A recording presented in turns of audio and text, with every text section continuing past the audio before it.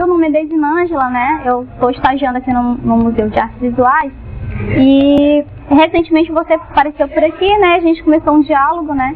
E acabou que eu comecei a falar do meu aluno, né? Do meu ex-aluno.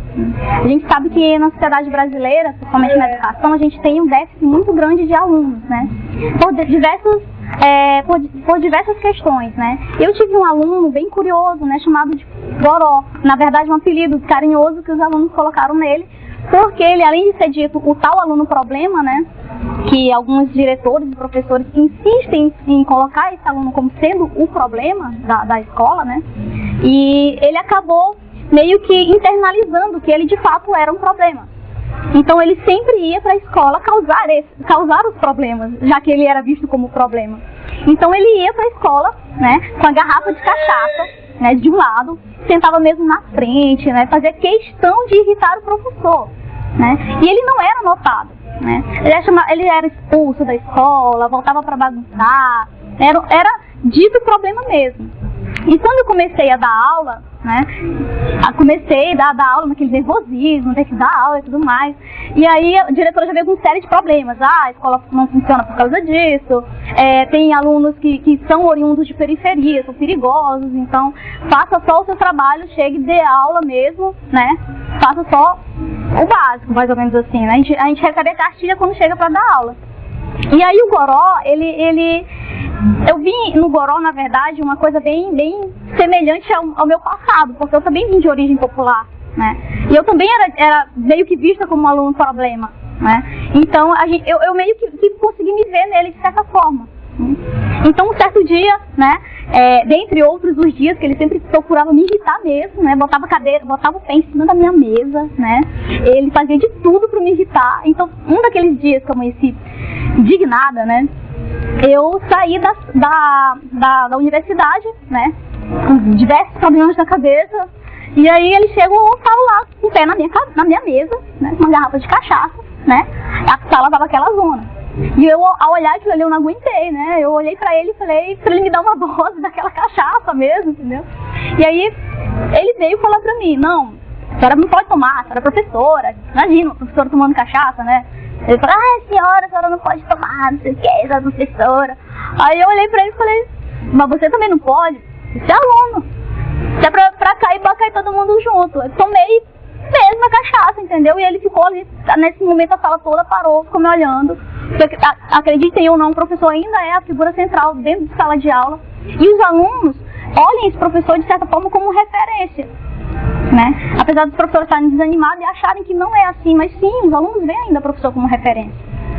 E o professor ainda não tem mais isso na cabeça, né? Mas para muitos alunos ele ainda é o espelho. Então quando eu fiz esse ato, né, todo mundo parou e ficou me olhando, tipo, como se fosse uma coisa mesmo absurda, um professor fazer isso, né?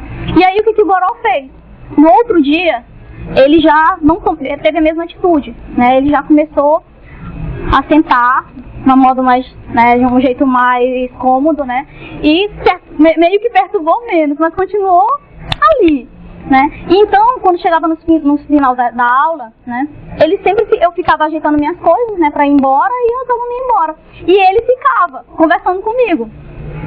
Aí foi falado, né, os problemas dele, os meus, inclusive, que eu joguei isso em sala de aula, né? Quando ele, professora, a senhora pensa que a senhora é o quê e tal, me desafiando, eu falei pra ele, né? Eu falei, rapaz, é o seguinte, eu vim foi da periferia, né?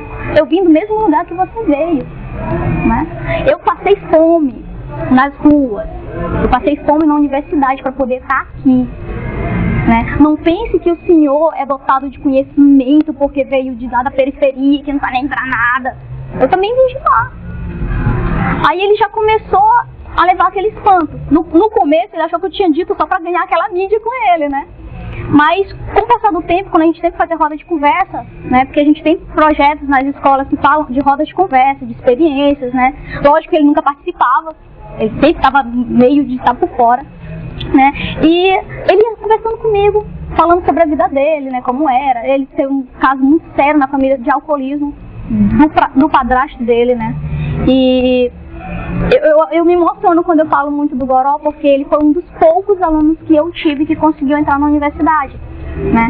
Ele apesar de ter levado muita pancada na escola, né, de ter sido gozado dentro da própria família, porque a estrutura familiar ela vai influenciar muito nisso.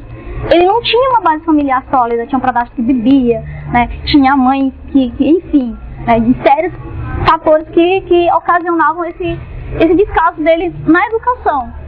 Né? E quando a gente passa a conversar com o aluno, a gente passa a ver o aluno com os outros olhos, outros olhares, né? E o Goró me surpreendeu em tudo, né? Primeiro que quando eu começava a falar, eu começava a dar aula falando sobre a aula, mas os problemas sociais. Né? Às vezes você internaliza as coisas que estão jogando pra você, mas você não para pra olhar que você é semelhante a muita problemática que está no mundo e você está contribuindo com isso, né? E eu dava minha aula, comecei a falar aula de Segunda Guerra Mundial, né? E a galera pirava ali, olha, isso é por isso, né? Então se dizem que você é um lixo, você internaliza isso, para eles você vai continuar sendo isso. Enquanto você não quebrar essa barreira, né, para mostrar que não sou um lixo, né, que eu sou um ser social e tenho minha função social, as pessoas vão continuar pisando, a sociedade vai continuar massacrando. Né? E eu falava isso com indignação, porque quando eu começo a falar, eu começo a me lembrar de tudo que eu já passei também na minha vida para poder chegar onde eu cheguei. Né? E eu acho que também ele meio que me via ali. Então a gente começou a criar uma afinidade. Então ele levava violão, né, pra turma. Eu descobri, ele tocava violão. O garoto era inteligente pra caramba, sabe?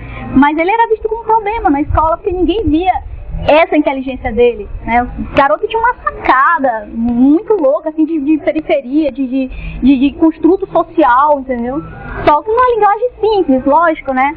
Então ele começou a se destacar em sala de aula, né? Começou a se destacar e eu acredito que é porque ele sentiu que alguém estava vendo ele. Que ele não era mais um ser invisível dentro da escola. Porque os poucos que conseguiam enxergá-lo, enxergavam como um problema. E eu enxerguei como uma solução. Porque eu também fui enxergada como um problema. Então eu me vi nele, né?